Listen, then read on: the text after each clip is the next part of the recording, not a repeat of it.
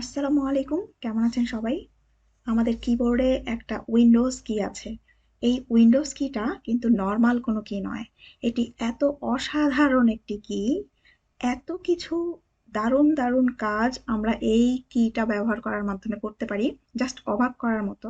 Windows এবং tab button যদি press করি, আমাদের এখানে যতগুলো উইন্ডোজ অন করা আছে সবগুলোই শো আপ হয়ে যাচ্ছে, আমরা দেখতে পাচ্ছি। আমরা যদি উইন্ডোজ এবং ট্যাব বাটন প্রেস করি, তাহলে আমরা দেখব যে আমাদের এখানে কি কি উইন্ডোজ ওপেন করা আছে। দেন এসকেপ বাটন প্রেস করলে আবার পুনরায় আমরা পূর্বের অবস্থায় ফিরে আসবো। দেন আমরা যে কোনো একটা জায়গার যদি স্ক্রিনশট নিতে চাই, শর্টকাটে উইন্ডোজ কি, শিফট কি এবং এস কি, এস ফর সেভ, এই তিনটা বাটন একসাথে প্রেস করলে আমাদের স্ক্রিনশট নেওয়ার একটা অপশন চলে আসে এবং এখান থেকে যে কোনো একটা প্লেস আমরা ড্র্যাগ করতে পারি এবং এই অংশটা এখন মাউসের সাথে কিন্তু ক্লিপবোর্ডে থেকে গেল।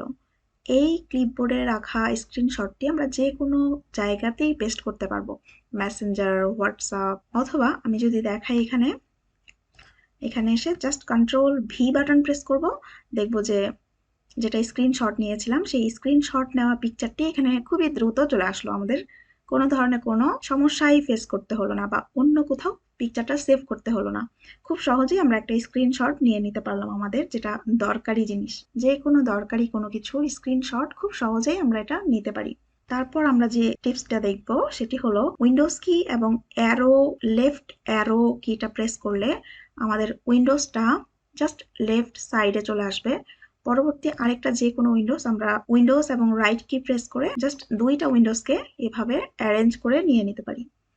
এখন যদি আমাদের দরকার হয় যে আমরা আমাদের কম্পিউটারের এই স্ক্রিনে যেতে চাচ্ছি, তাহলে উইন্ডোজ বাটন এবং ই বাটন প্রেস করি যদি, তাহলে আমরা আমাদের কম্পিউটারে চলে আসতে পারছি। তো উইন্ডোজ নিয়ে এমন আরো দারুণ দারুণ সব টিপস আছে। আরেকদিন আরো কিছু টিপস নিয়ে চলে আসবো। সেই পর্যন্ত ভালো থাকুন, সুস্থ থাকুন। Thank you so much. আসসালামু আলাইকুম।